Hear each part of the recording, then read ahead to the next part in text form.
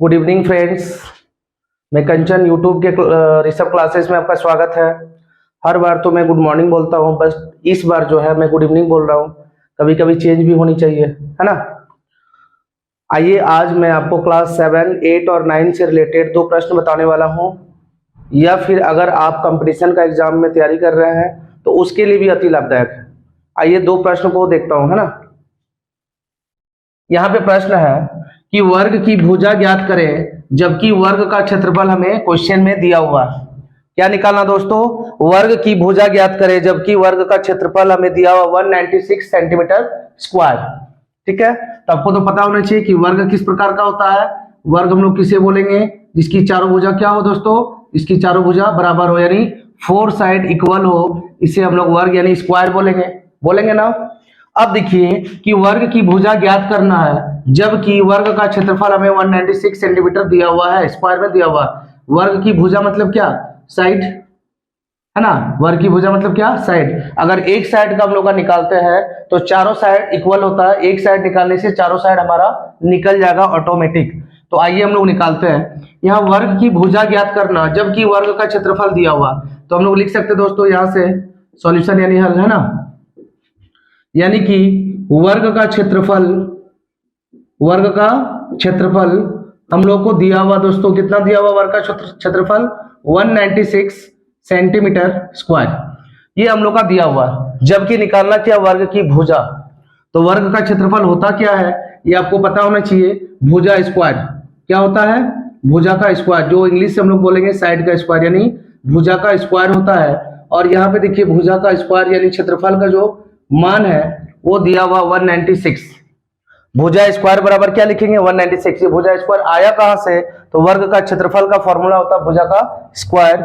196 का 196 समझ में आ रही है ना। चलिए आगे देखते हैं भुजा का स्क्वायर। यानी आप लोगों को पता होना चाहिए कि किसी में अगर स्क्वायर होता है और इक्वल टू के अगर उस पर उसको ले जाते हैं तो स्क्वायर हटेगा तो इधर क्या चढ़ जाएगा दोस्तों? रूट चढ़ जाता है। यानी कि हम लोग बोल सकते हैं भुजा बराबर यहाँ पे 196 का 196 स्क्वायर हटा, क्या चढ़ गया दोस्तों? रूट। स्क्वायर हटेगा क्या चढ़ जाएगा? रूट चढ़ जाएगा। हम लोग को भुजा निकालना था, भुजा का भुजा। ये जो 196 है हम लोग क्या करेंगे? फैक्टर करेंगे यानी तोड़ेंगे 196 को। चलिए सबसे पहले स्टार्टिंग करते हैं 2 से। 2 का टेबल, है ना। 9 बार में कितना आ जाएगा? 18, बचा 1 और 6 16, 8 बार में 16। 2 का टेबल 4 बार में 8, 1 बचा था, 1 और 8 18, यानी दोनों में 18। 7 का टेबल 7 बार में 49, 7 बार में 1, यानी कि डबल 2 मिला, 1 2 मिल जाएगा। डबल 7 में 1 7 मिलेगा, यानी 7 गुने 2, 7 दूना कितना हो जाएगा? 14। यानी कि हम लोग इसको लिख सकते हैं 14 गुने 14, 14 गुने 14, है ना। तो भुजा हम लोग का निकल जाएगा। आपको पता है कि रूट अंडर में अगर डबल मिलता तो कॉमन निकलता 1। डबल 14 में से 1 14 निकल गया और यही हमारा क्या हो गया दोस्तों? आंसर। ये हो गया आंसर। और अगर आप कंपटीशन में हैं तो देखिए मैं आपको शॉर्ट में कैसे बता रहा हूं। ये नॉर्मली था 7 8 9 के लिए। अगर आप कॉम्पिटिटिव लेवल का एग्जाम दे रहे हैं तो इसके लिए क्या है, देखिए क्वेश्चन बहुत ही हार्ड नहीं है, बहुत ही इजी है, लेकिन इसका पैटर्न भी बनाने का आपको तरीका आना चाहिए। जैसे वर्ग की भुजा ज्ञात करें जबकि वर्ग का क्षेत्रफल बोल रहा है ना दोस्तों, तो हम लोग डायरेक्टली लिख सकते हैं कि वर्ग का जो क्षेत्रफल यह दिया हुआ यानी एरिया ऑफ स्क्वायर 196 है। आपको पता है कि इसका भुजा का स्क्वायर होता है, यानी कि भुजा को हम लोग ए अगर मान लेंगे तो ए का स्क्वायर बराबर 196। ए का ए स्क्वायर हटा, क्या चला दोस्तों? रूट 196, यानी इसको लिखेंगे 14 गुने 14। तो आप जो है इसको आराम से क्या कर सकते हैं? 14 आंसर लिख सकते हैं। मात्र 1 मिनट भी नहीं लगेगा, बस आपको सॉल्व करना है। सॉल्व करने के लिए आपको क्या होना चाहिए? घर का जो स्टडी है ना, वो आपका बहुत फास्ट होना चाहिए, बहुत ज्यादा रिवीजन होना चाहिए। सेट मारिए तभी हो पाएगा। तो ये रहा कंपटीशन लेवल का आंसर। देखिए दोनों का सेम आया, बस ये फास्ट बनेगा और वो क्या है, वो आपको विस्तार से बनाना पड़ेगा, यानी कि 7 8 9 का लेवल का है। इसे मैं मिटा देता हूं। अब आते हैं नेक्स्ट क्वेश्चन की ओर। वीडियो में अंत तक बने रहिएगा, कहीं जाना नहीं है ना। और लाइक कमेंट करते रहना प्लीज यार, लाइक कमेंट करते रहो। क्वेश्चन नंबर 2 में आते हैं। एक आयत की लंबाई और चौड़ाई का अनुपात दे रखा 2:3 है तथा परिमाप यानी पेरीमीटर 240 सेंटीमीटर है, तो क्या निकालना दोस्तों, आयत का क्षेत्रफल ज्ञात करें।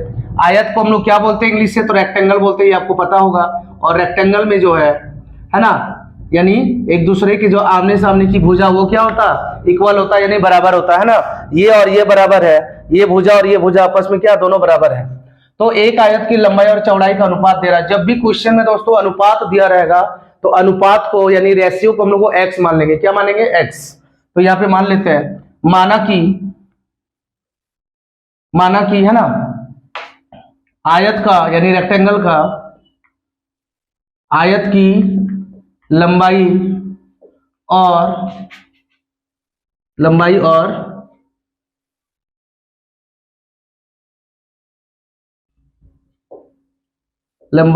चौड़ाई का अनुपात जो है,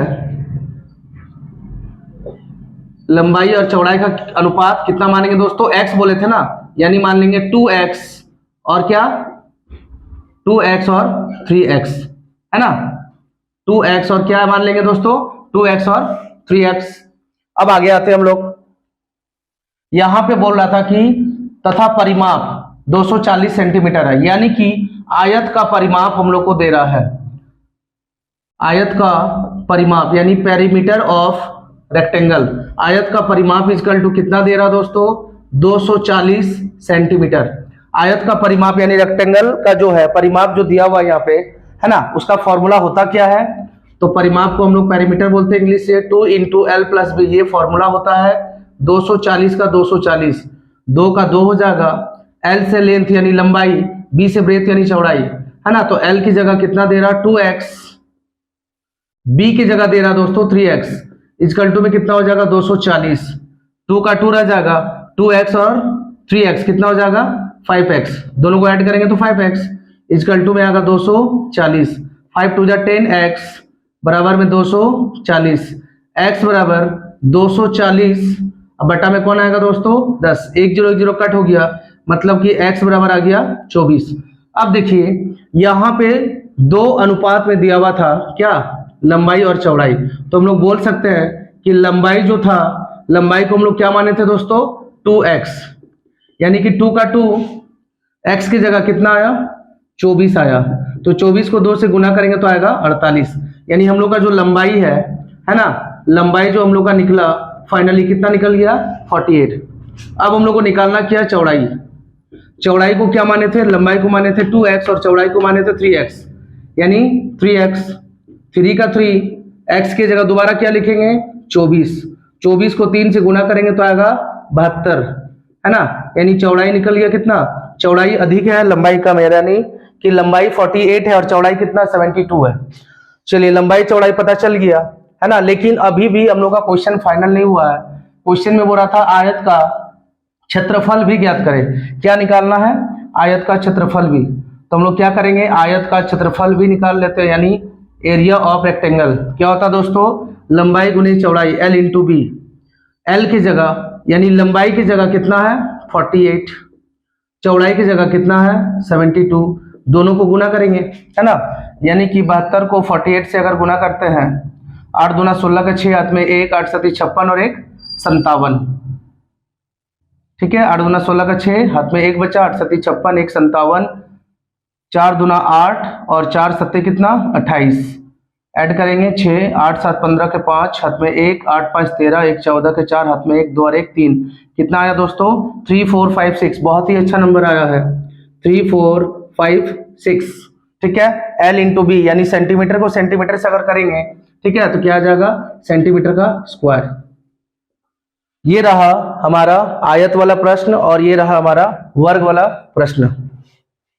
उम्मीद करता हूं कि आपको वीडियो समझ में आ गई होगी, है ना, और इस प्रश्न को भी अच्छे से आप पूरा जरूर अंत तक देखे होंगे। इसके लिए थैंक यू एंड लाइक और कमेंट करते रहें।